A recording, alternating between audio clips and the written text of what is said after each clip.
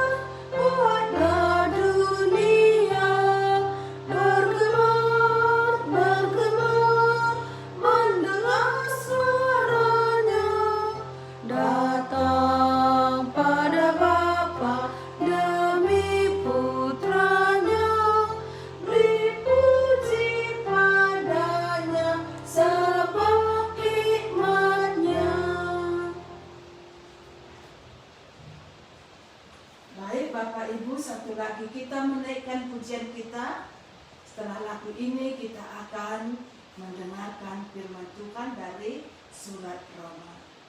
Sepanjang jalan Tuhan pimpin.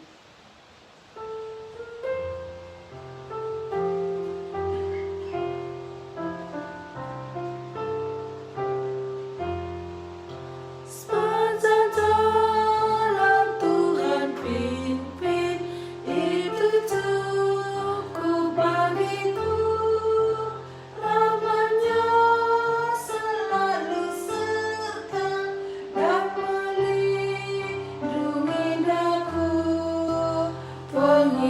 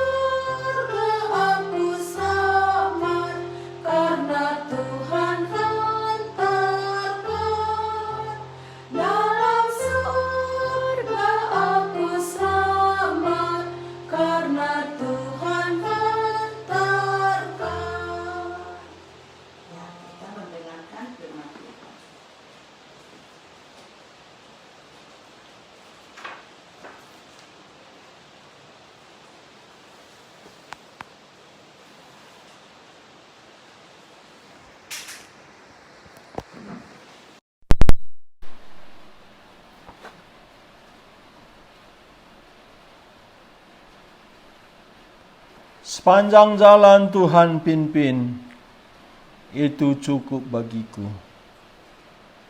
Hanya Tuhanlah harta kepunyaan kita yang sesungguhnya. Karena tanpa Tuhan kita tidak mempunyai apa-apa. Jikalau Tuhan tidak beranugerah, kita akan lenyap dari bumi ini tidak lebih dari 1 detik. Tapi Tuhan menopang kita karena Dia mengasihi kita dan Dia menanti kita bertobat. Roma pasal 2, Paulus berkata, apakah engkau menganggap sepi kesabaran Allah, kemurahan Allah untuk menunda hukuman itu? Tetapi engkau mengeraskan hatimu. Engkau menimbun murka Allah pada hari murka itu dinyatakan. Kita tidak bisa main-main. Semua yang main-main dengan Tuhan akan menuai akibatnya. Tuhan yang adil tak mungkin melupakan apa yang kita perbuat baik dalam hati pikiran kita. Ketika Hitler membunuh orang-orang Yahudi sekitar 12.000 satu hari. Tetapi dia tidak mau bertanggung jawab.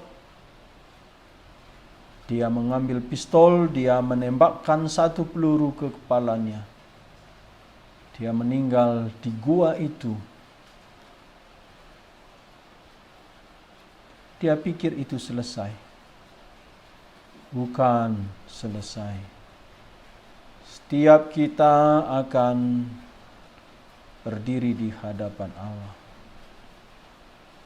Tidak ada yang bisa melarikan dari keadilan Allah pada hari penghakiman.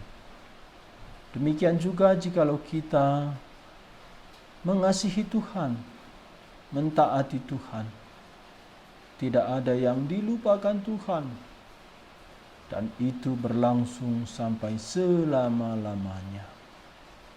Biarlah kita mempunyai pikiran seperti yang dikatakan kitab suci.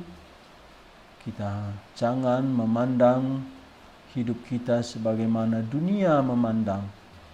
Tapi biarlah kita memandang melihat dunia ini sebagaimana Allah melihat memandang. Dan biarlah hidup kita di dunia ini menyenangkan hati Tuhan.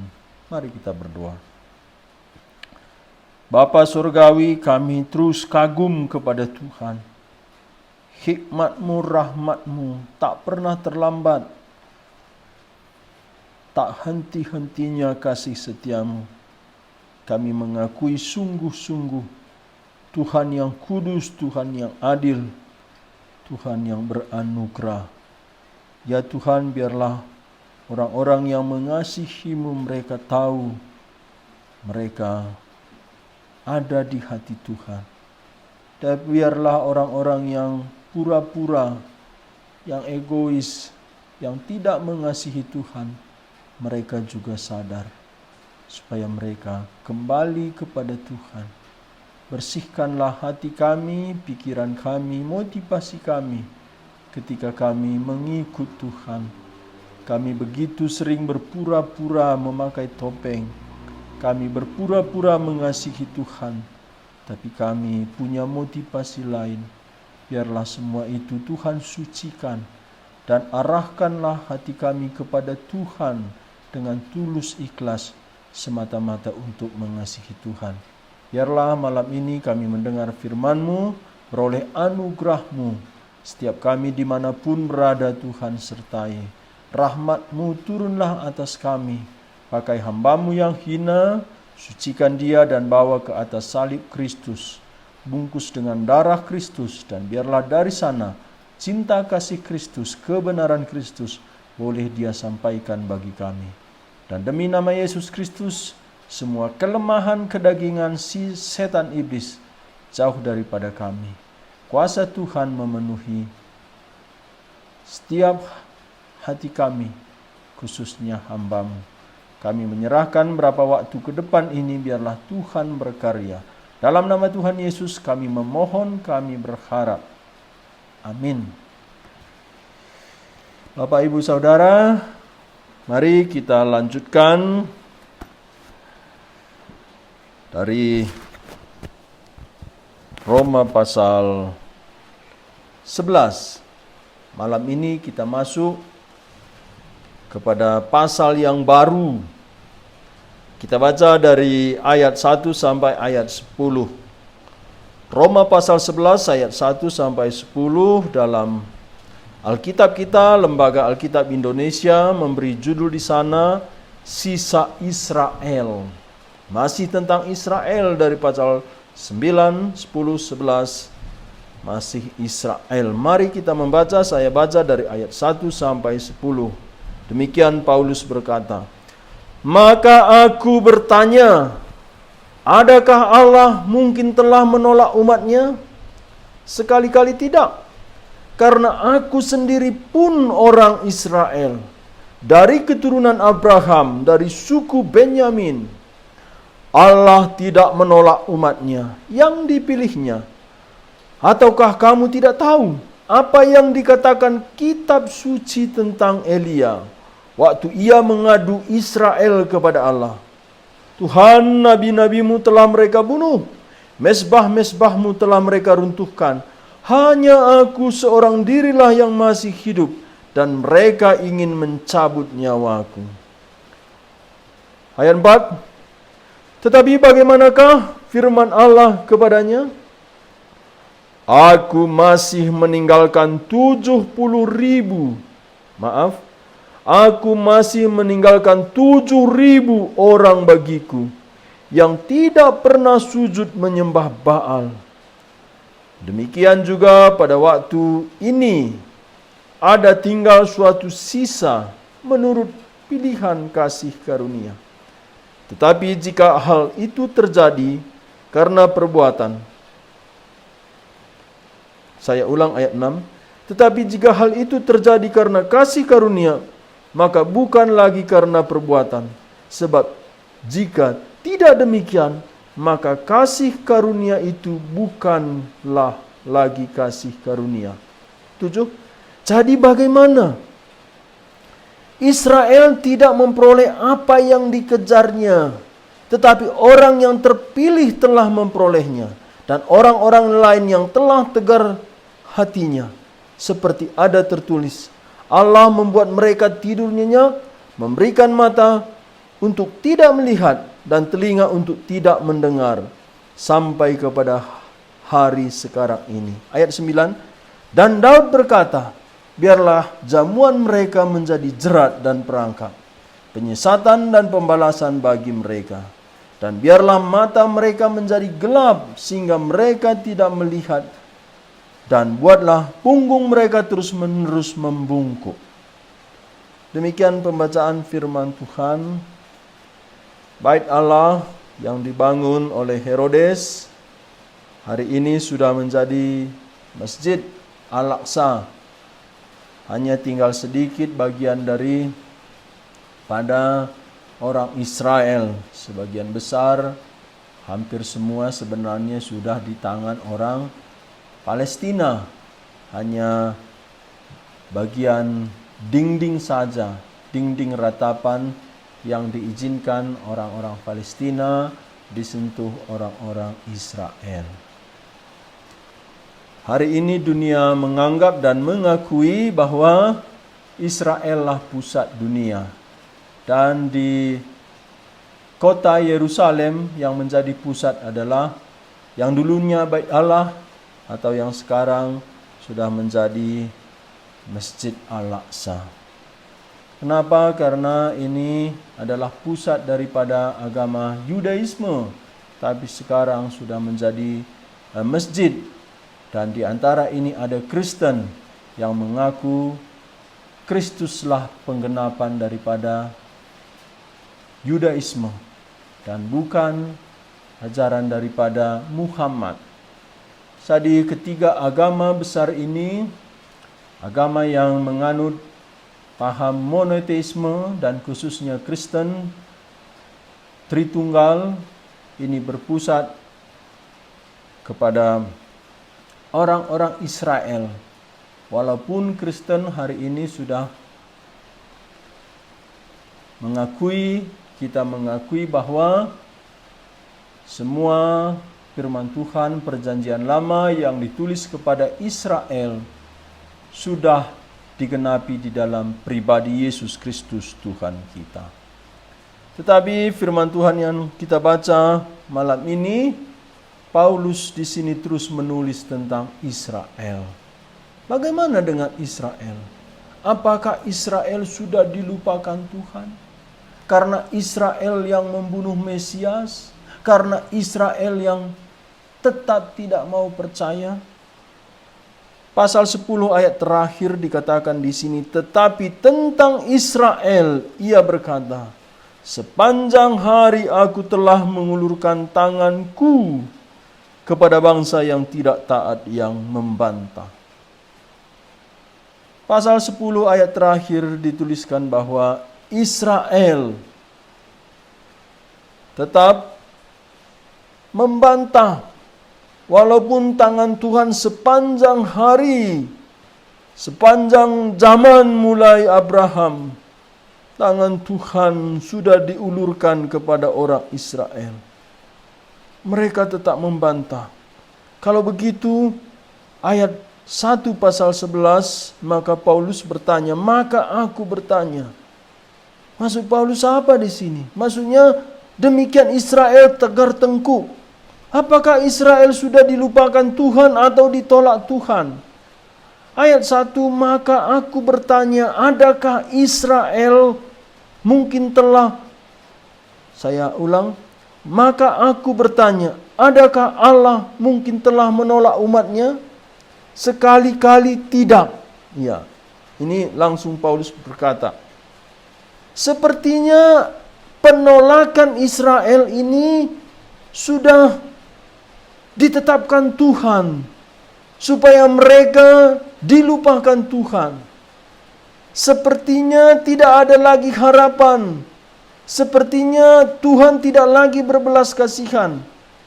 Karena tegar tengkuk kekerasan hati mereka tidak mau menerima Mesias, mungkinkah Tuhan sudah melupakan Israel?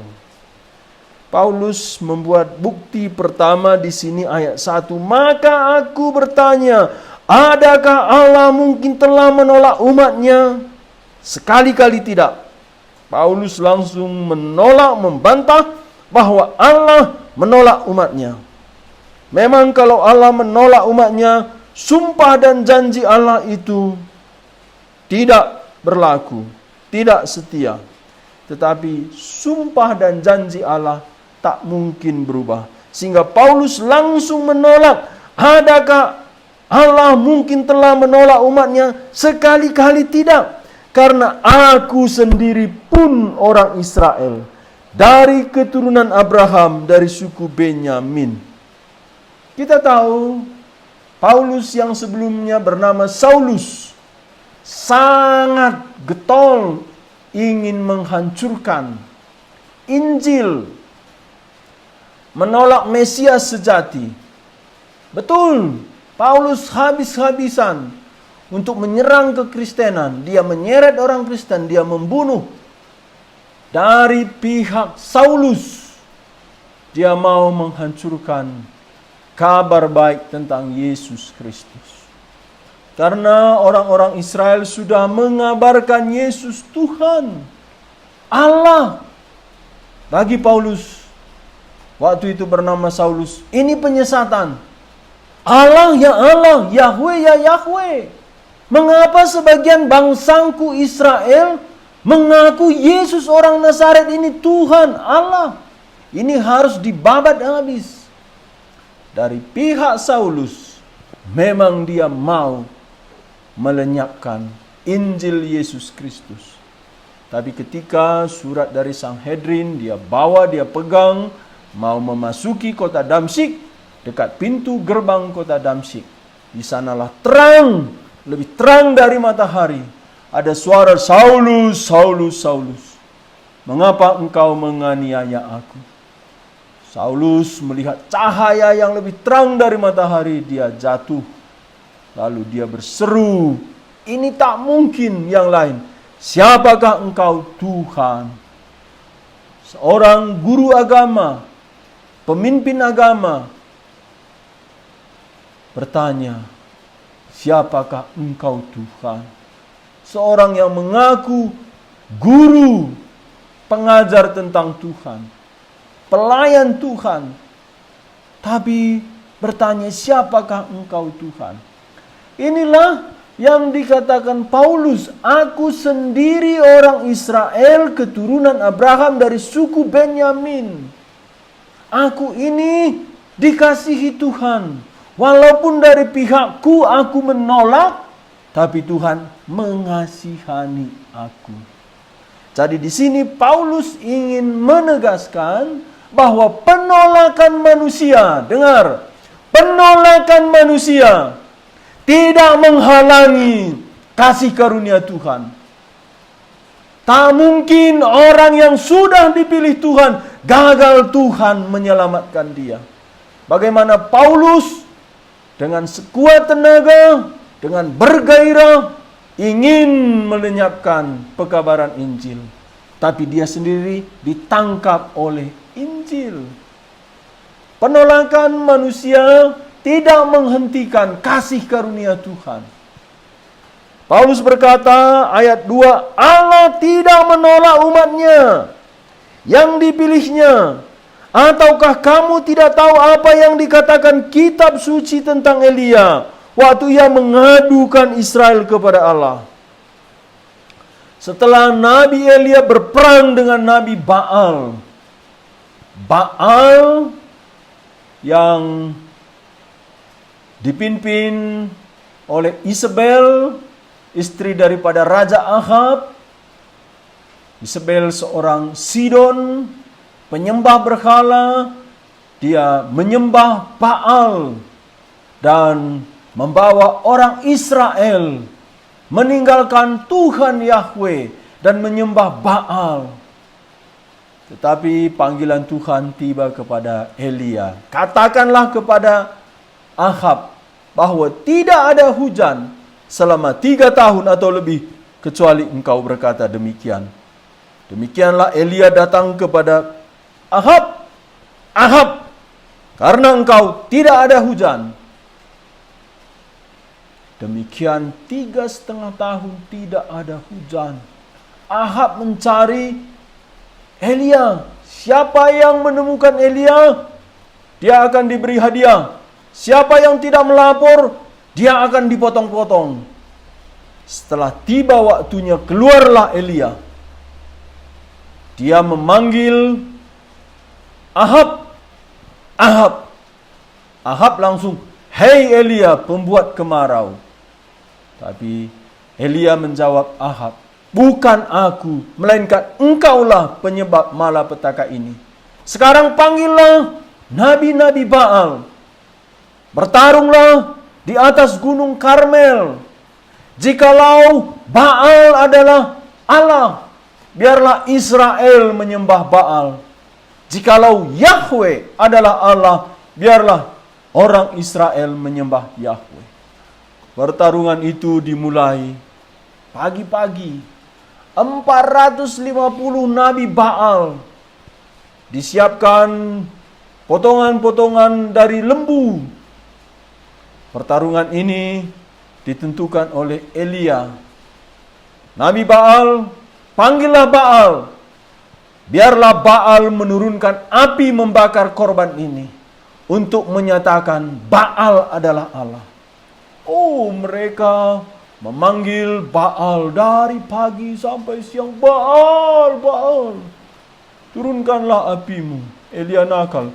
Oh, mungkin Baal lagi mau pipis. Cobalah lebih kuat. "Baal, Baal." Oh, mungkin Baal Allahmu itu tuli. Oh, cobalah lebih keras. Cobalah menyakiti badanmu. Lalu nabi-nabi Baal mencabik-cabik tubuhnya berdarah-darah. Sampai jam 3 sore belum ada api turun. Nabi Elia berkata, "Kamu sudah selesai. Saya masuk. Telah tiba giliran saya." Oh, mulailah Nabi Elia mengambil batu yang 12 itu, mewakili setiap suku Israel. Dulu yang pernah didirikan oleh Yosua, tempat pembakaran itu kembali. Mezbah itu didirikan oleh Elia kembali. Dan ditaruhlah di atasnya itu daging-daging lembu itu. Dan Elia berkata, "Siram pakai air, penuhi." 3 kali Elia minta, penuhi air. Mezbah itu penuh dengan air, disiram 3 kali. Saat itu Elia berseru kepada Tuhan, "Allah Abraham, Ishak dan Yakub, hanya Engkaulah Allah. Nyatakanlah Engkau Yahweh, Allah yang sejati." Saat itu langsung Yahweh membakar habis korban bakaran itu bersama dengan air-air yang sudah disiram. Disitulah Elia perintahkan kepada orang Israel, Baal bukan Allah, Yahweh lah Allah. Sekarang bunuhlah nabi-nabi Baal. 1 hari sore itu 450 nabi Baal dibunuh Elia bersama dengan orang-orang Israel. Setelah itu Elia pergi lari.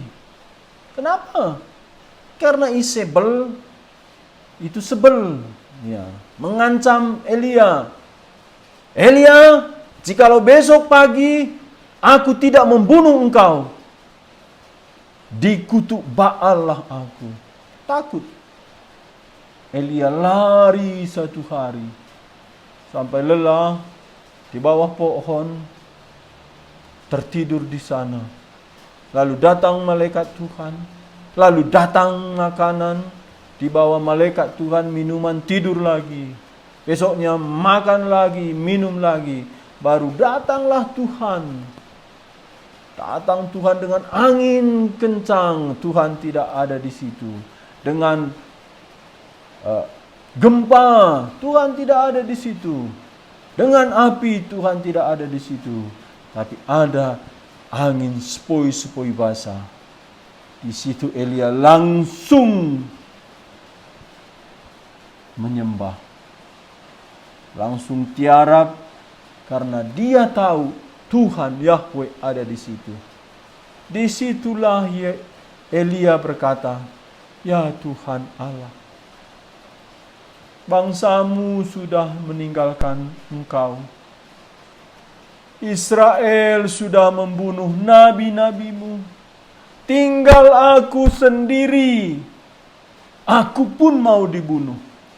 Demikian laporan Elia kepada Tuhan. Tapi dikatakan Paulus di sini, ayat 4, "Tetapi bagaimanakah firman Allah kepadanya, kepada Elia?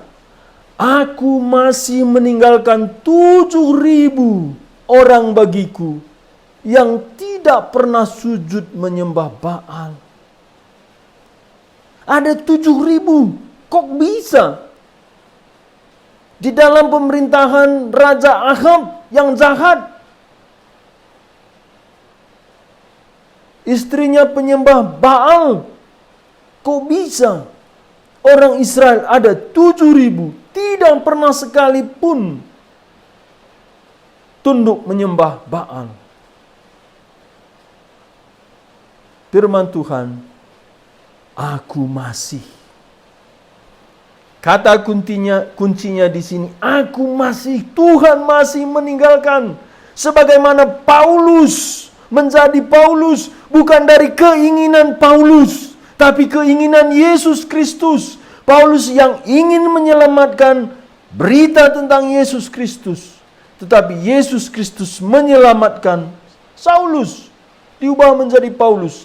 Demikian pada waktu zaman Elia, bangsa Israel hampir seluruhnya menyembah Baal, tetapi ada 7.000 tidak pernah sekalipun menyembah Baal. Karena apa? Karena aku masih meninggalkan 7.000 bagiku. Ini remnant, ditinggalkan, dipelihara, disisakan. Kita yang diselamatkan kaum sisa. Kaum sisa. Bagi kita sisa itu negatif. Bagi Allah sisa itu adalah beroleh anugerah. Apa artinya sisa?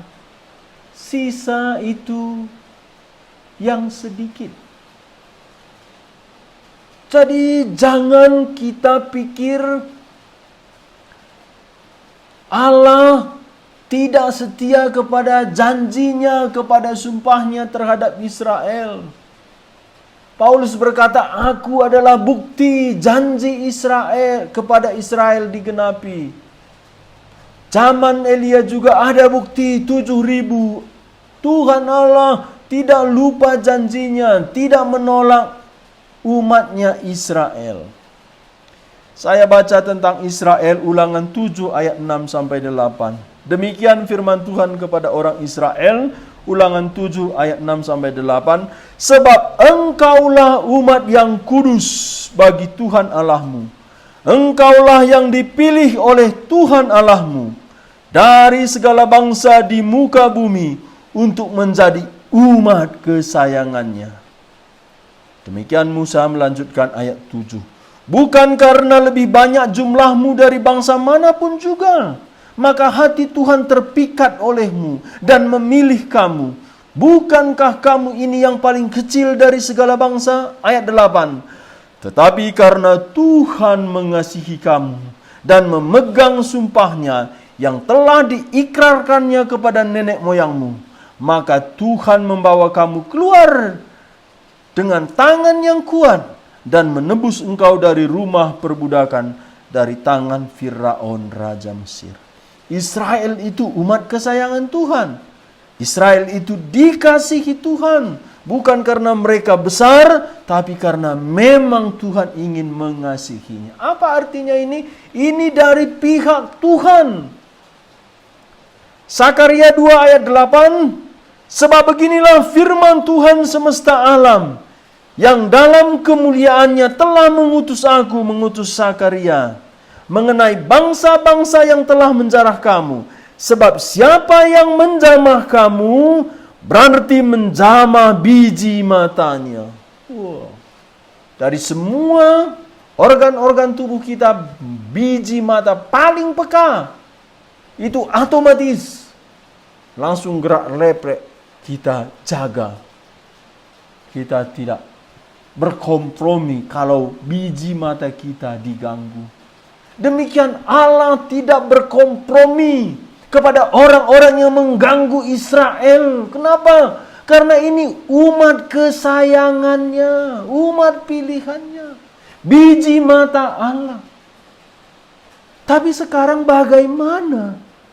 Mengapa Israel menolak Allah?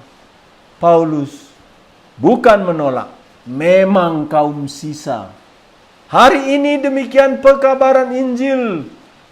Injil bukan tertutup. Memang Injil bagi kaum sisa.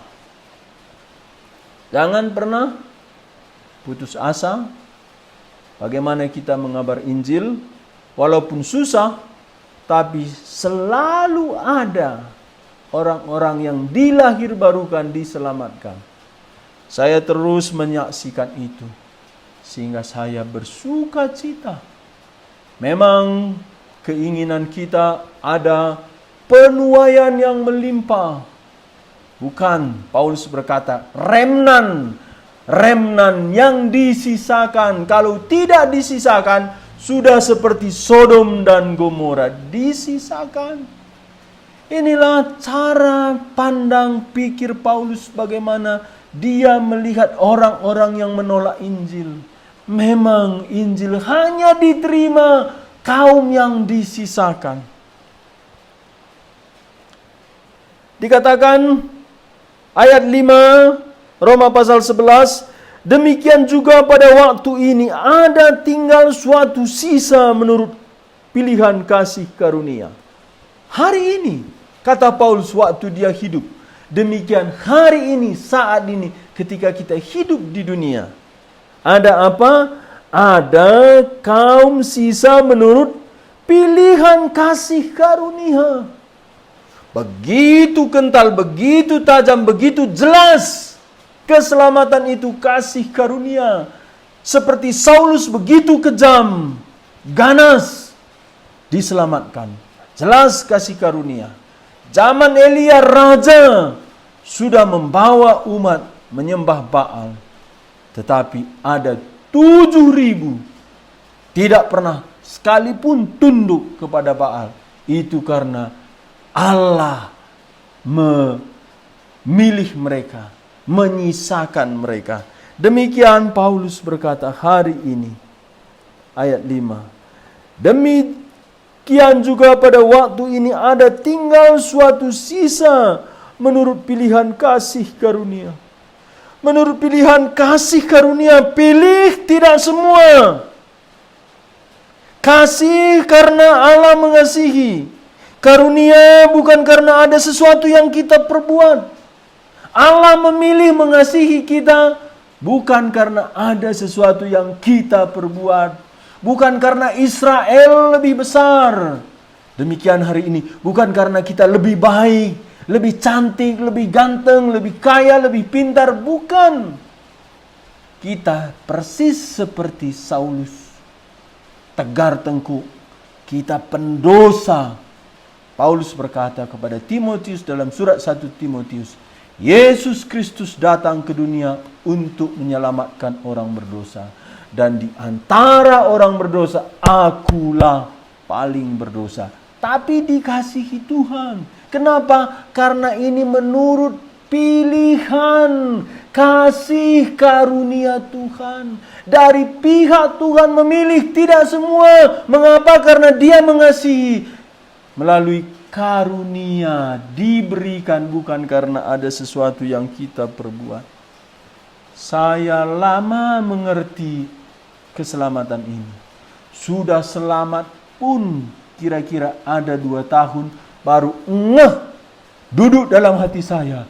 Betul, seutuhnya saya diselamatkan semata-mata karena Tuhan memilih, Tuhan mengasihani, Tuhan mengaruniakan iman kepada saya.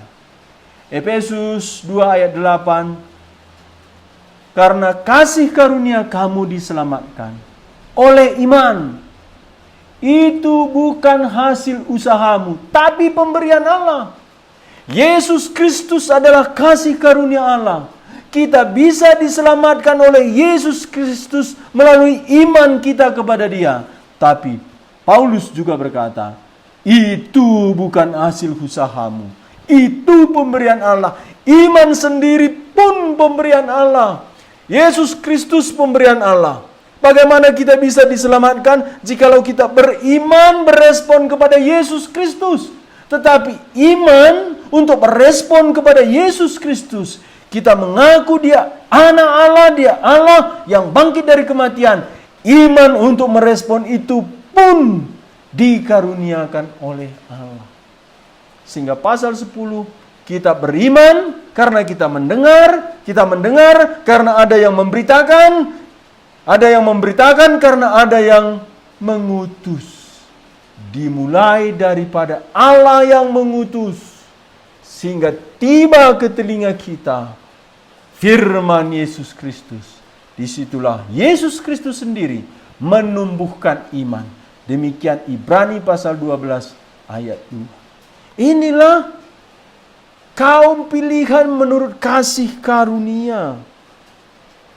Ayat 7. Jadi bagaimana? Israel tidak memperoleh apa yang dikejarnya, tetapi orang yang terpilih telah memperolehnya. Israel menolak, tapi di tengah-tengah penolakan yang besar itu ada kaum pilihan yang diberikan kasih karunia. Dalam kesulitan pekabaran Injil hari ini, jangan putus asa, jangan patah semangat. Saya masih melihat di dalam kesulitan ada orang yang diselamatkan. Ini bukti Tuhan memegang janjinya. Dia masih memunculkan kaum sisa. Tuhan masih memberikan keselamatan kepada orang-orang pilihan. Sekali lagi ayat 7, jadi bagaimana? Israel tidak memperoleh apa yang dikejarnya. Ya, memang karena Israel mengejarnya melalui perbuatan. Tetapi orang yang terpilih telah memperolehnya. Tetapi sebagian, yaitu kaum sisa remnan itu, diberikan iman. Dan orang-orang yang lain telah tegar hatinya. Jelas. Ada kaum sisa remnan yang merespon. Yang lain tegar hatinya. Tapi kita sering melihat yang tegar itu. Tapi Paulus melihat yang dipilih itu. Demikian di gereja, orang-orang loyo, tidak semangat, malas baca Alkitab, malas dengar firman Tuhan pun ngantuk. Di gereja protes pendeta, cerewet. Itu otaknya itu sudah perlu dibersihkan. Terus melihat yang negatif. Akhirnya ketika saya membaca ini, memang demikian umumnya. Hanya kaum sisa yang dengar-dengaran kepada firman Tuhan. Yang lain itu ya sebagai pendamping di sana. Seperti firman Tuhan kepada Israel, aku tidak menyelamatkan semua orang-orang di tanah Kanaan, supaya binatang buas jangan menerkam engkau. Demikian hari ini berkumpul di gereja, orang hanya ingin cari kesalahan, orang protes, orang tidak beroleh apa-apa. Karena apa? Memang dia pendamping di situ. Karena kalau ada nyamuk, cuman 3 orang hadir hari Minggu, kan diserbu nyamuk. Kalau ada 30, ya bagi-bagi nyamuknya. Orang umat pilihan masih bisa tenang mendengar Injil. Tenang mendengar firman Tuhan. Demikian hikmat Paulus melihat pekabaran Injil, melihat pemberitaan firman Tuhan. Demikian juga setiap kita. Kita jangan berharap semua bertobat. Semua nangis meninggalkan dosa, meninggalkan perzinahan, meninggalkan jimat-jimat, meninggalkan dosa. Enggak, ada orang ke gereja sambil duduk, sambil pikiran kotor. Banyak. Apakah kita tawar hati? Tidak. Karena hanya orang-orang yang dipilih. Demikian Paulus berkata. Paulus tidak pesimis, Paulus optimis. Karena apa? Ada kaum sisa. Dan ketika kita membaca kisah para rasul, semua rasul peka terhadap kaum sisa. Dan penulis kisah rasul, Dr. Lukas, dikatakan yang ditentukan untuk selamat percaya. Maka dibuka Tuhanlah hati Lydia. Dan orang yang ditentukan Tuhan diselamatkan. Apa artinya ini? Kaum sisa, remnan, itulah yang meresponi firman Tuhan. Demikian Facebook ini ada live streaming, ya ada semua macam-macam kita di dalam. Nah, sebagian ya untuk memeriahkan supaya jangan terlalu sepi di Facebook, ada komen-komen sedikit begitu. Tapi yang betul-betul mendengar firman Tuhan hanya kaum sisa. Dan saya harap kita yang mendengar ini sadar, kita kaum sisa. Kaum sisa pasti mendengar, pasti merespon. Demikian Paulus melihat dalam kesulitan menginjili orang Israel. Paulus tidak tawar hati, dia tidak patah semangat. Dia memegang apa yang dikatakan perjanjian lama. Sudah ada yang tidur, tapi ada kaum sisa. Demikian ayat 8, seperti ada tertulis, Allah membuat mereka tidur nyenyak. Ini sudah digenapkan di gereja, tidur nyenyak. Kita bilang, kok ngantuk? Ya Allah. Kenapa? Cara Allah menolak manusia, manusia itu menolak Allah dengan banyak alasan. Ada duduk di gereja, potong kuku, gigit kuku, chatting. Dia pikir itu biasa. Itu Allah sedang membuang. Ada orang-orang yang dia merasa diganggu pendeta, diganggu penginjil, diacak. Dia pikir ini pendeta penginjil mau persembahanku. Enggak. Allah tidak butuh persembahan kita. Allah butuh kita diselamatkan. Tetapi ketika kita menghina firman Allah, di situ kembali Allah menghina kita dengan membiarkan kita ngantuk, tidak dengar apa-apa, tidak ngerti, masuk ruang gereja, pulang lagi, lalu makan, demikian. Tapi tidak dengar sesuatu apapun dari Tuhan. Ini menakutkan. Sehingga di sini Paulus berkata, Allah membuat mereka tidur nyenyak dan memberikan mata untuk tidak melihat dan telinga untuk tidak mendengar sampai kepada hari sekarang ini. Mata rohani buta, pendengaran rohani tidak berespon. Kenapa?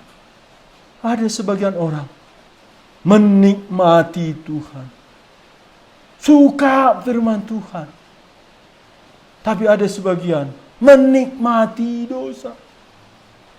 Apa bedanya ini? Di mana letak perbedaan ini? Anugerah Tuhan. Anugerah Tuhan. Kalau kita main-main dengan Tuhan, Tuhan akan melewatkan, membiarkan kita ngantuk tidak mendengar. Demikian ayat 9, dan Daud berkata, biarlah jamuan mereka menjadi jerat dan perangkap, penyesatan dan pembalasan bagi mereka. Kenikmatan mereka akan dunia ini yang ditawarkan dunia ini, mereka pikir itu satu keuntungan, satu kenikmatan, satu berkat. Tapi itu perangkap dari Tuhan supaya mereka terus menikmati dunia, tidak terbuka hatinya kepada Tuhan dan tidak menikmati Tuhan. Kalau kita baca firman Tuhan di sini menakutkan.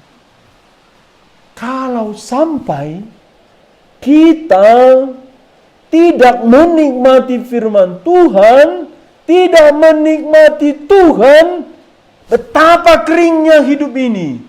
Apa yang bisa mengisi hidup kita? Pasti sampah-sampah dari dunia ini, dosa-dosa, kecongkakan, iri hati, balas dendam, perzinahan, percabulan. Kita akan mengejar dunia yang akan binasa ini, kering, tidak ada apa-apa. Kita mengharapkan, tapi pengharapan itu kosong. Doa-doa kita tidak dijawab. Karena apa? Karena kita tidak menghargai Tuhan. Tuhan membiarkan. Dalam perjanjian lama, Tuhan berkata, untuk apa beli roti yang tidak membuat engkau kenyang? Artinya apa?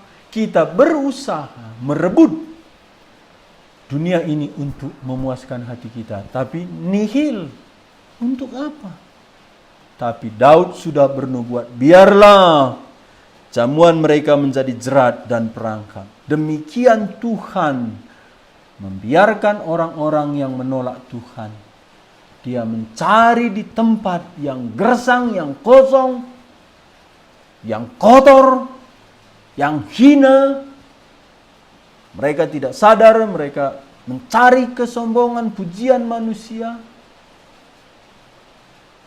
Hatinya tertutup kepada Tuhan. Jikalau sampai demikian, bahaya hidup kita.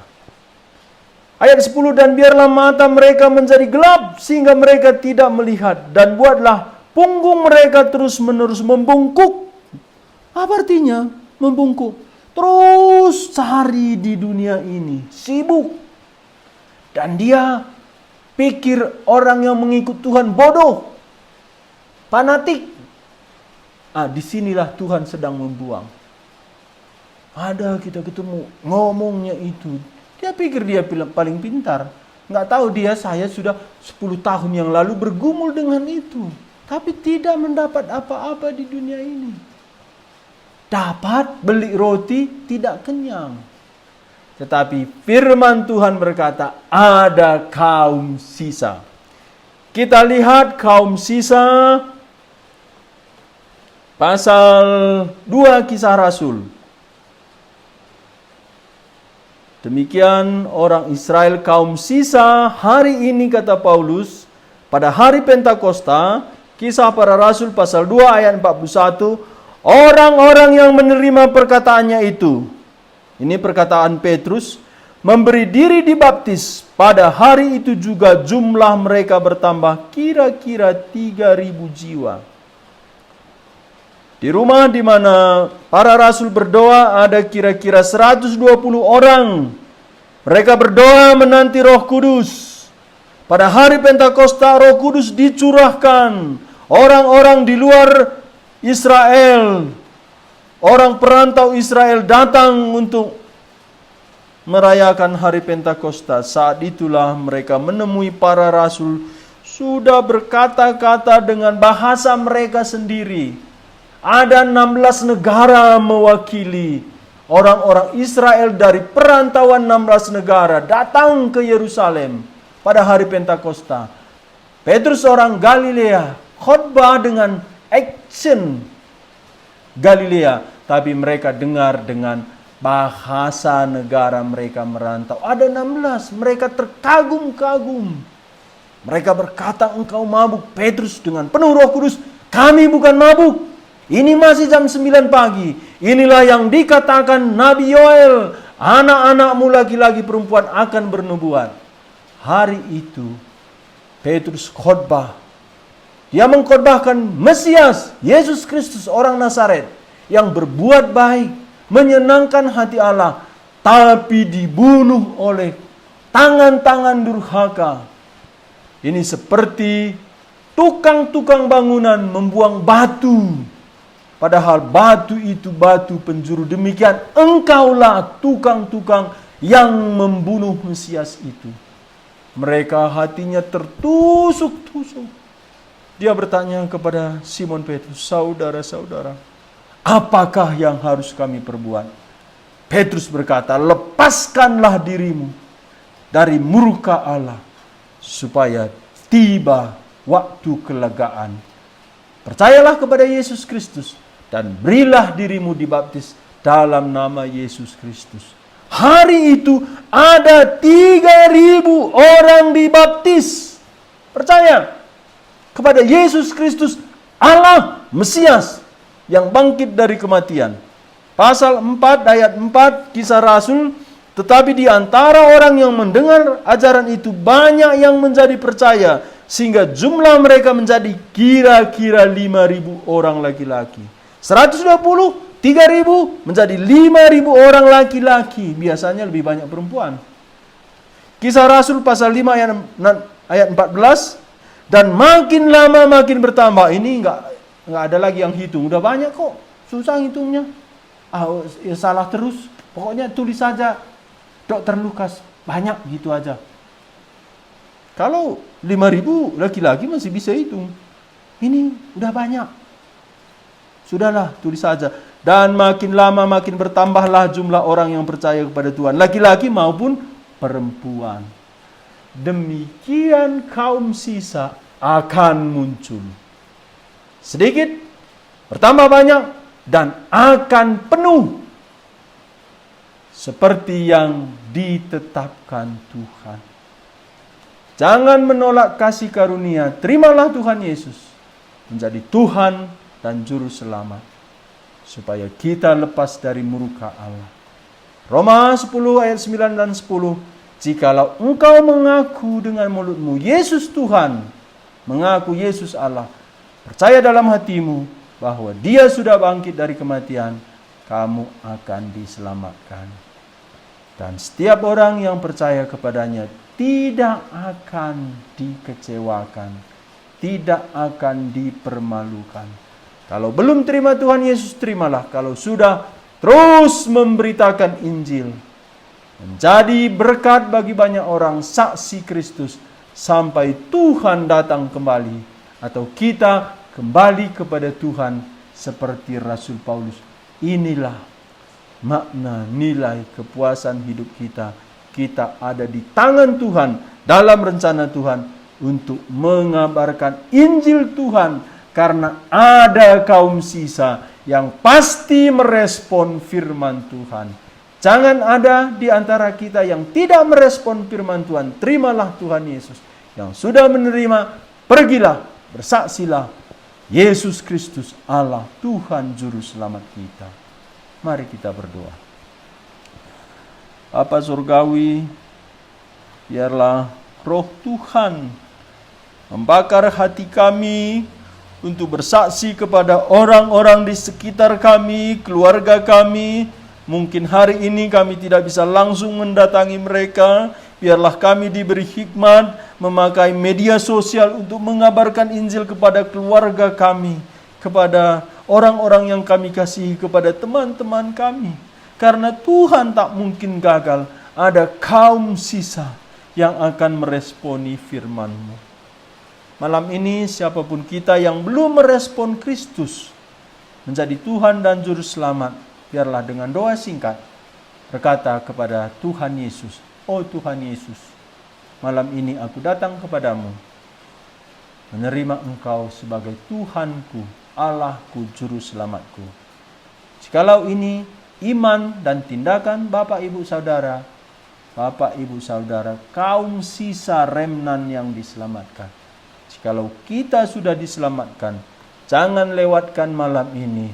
Ambil handphone, cobalah bagikan ayat-ayat firman Tuhan. Dan berjanji kepada Tuhan Yesus, "Oh Tuhan Yesus, Tuhan mengasihi aku. Aku juga mau mengasihi jiwa-jiwa yang dikasihi Tuhan." Berjanji kepada Tuhan Yesus dan taatlah kepada firman Tuhan, kepada janji kita terhadap Tuhan. Biarlah hidup kita mempunyai nilai kekal, bersaksi Injil, dan orang-orang kaum pilihan akan diselamatkan. Terima kasih Bapa di sorga, Tuhan menyertai kami malam ini. Kami menyerahkan juga esok malam pelajaran kami selanjutnya. Biarlah Tuhan juga beranugerah mengasihi kami. Inilah doa kami.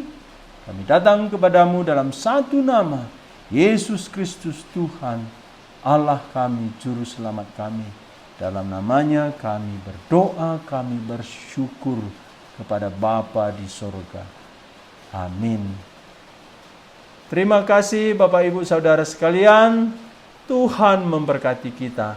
Shalom.